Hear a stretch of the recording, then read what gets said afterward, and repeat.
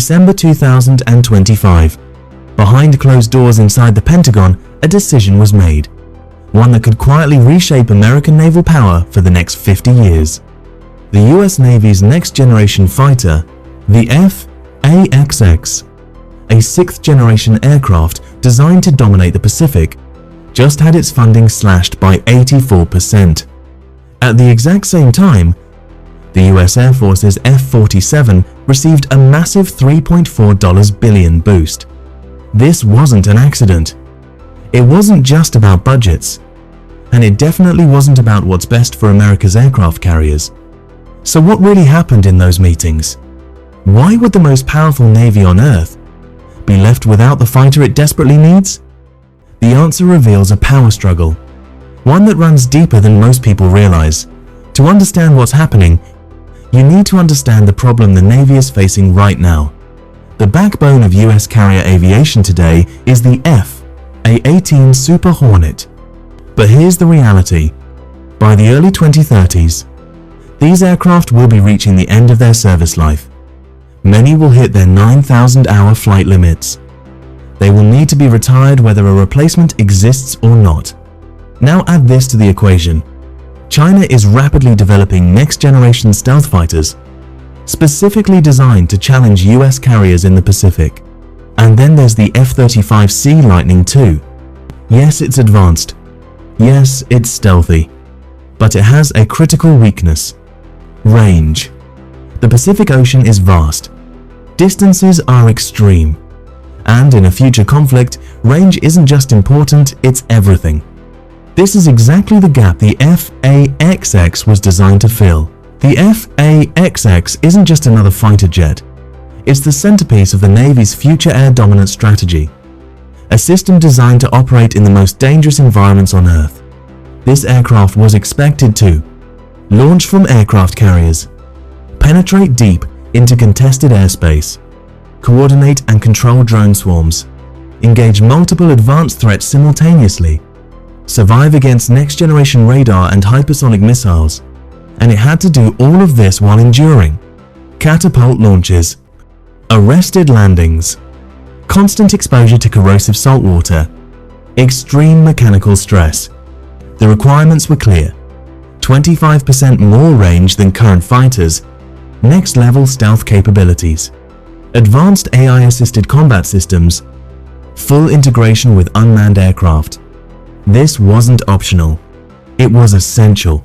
Two major defense giants made it to the final stage: Boeing, Northrop Grumman.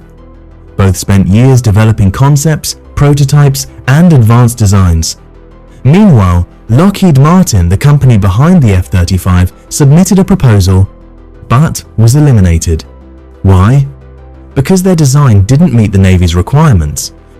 Everything was on track for a contract award in 2025. Until suddenly, everything changed. In March 2025, Donald Trump stood in the Oval Office and made a major announcement. The Air Force's sixth-generation fighter contract would go to Boeing. The aircraft would be known as the F-47. The message was clear: America would maintain air superiority no matter what. But behind the scenes, this moment triggered a chain reaction.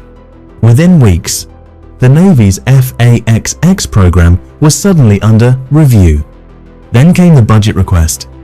Funding dropped from $454 million to just $74 million. That's not a reduction. That's life support. The Pentagon gave a simple explanation: the industrial base cannot handle two sixth-generation fighter programs at the same time. According to leadership, trying to build both F-47 and F/A-XX simultaneously would cause delays, increase costs, risk both programs failing. So the solution? Focus everything on the Air Force. Deal with the Navy later. But here's the problem. Even Boeing itself publicly disagreed. Their leadership stated they could handle both programs.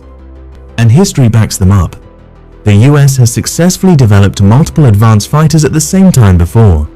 So why is it suddenly impossible now? The real answer lies in something most people never hear about: industrial base dominance. Right now, Lockheed Martin dominates the stealth fighter market.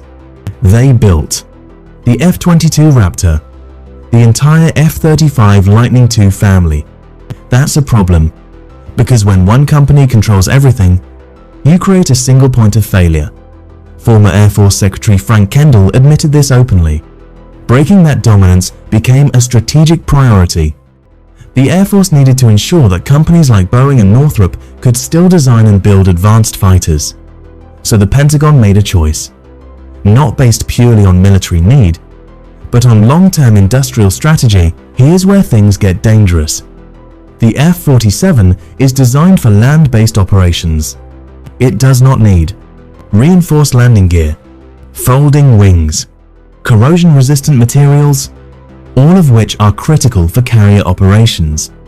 History has already proven this doesn't work.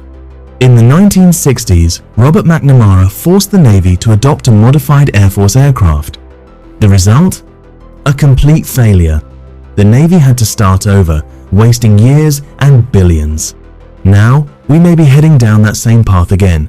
While the US debates, China is moving fast. They're testing next-generation stealth fighters. They're expanding their carrier fleet. And they are preparing for a future where control of the Pacific is decided at sea.